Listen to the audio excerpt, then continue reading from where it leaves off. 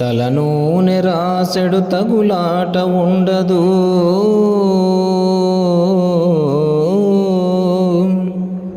క్షౌరశాలకు వెళ్ళు కర్మ లేదు,